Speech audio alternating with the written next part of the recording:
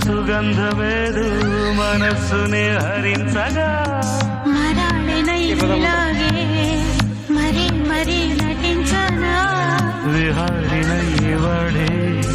దివి భువి స్పృశించనా గ్రహములు పాడిన పల్లవికి జాబిలి ఊగెనులే కొమ్మలు దాకా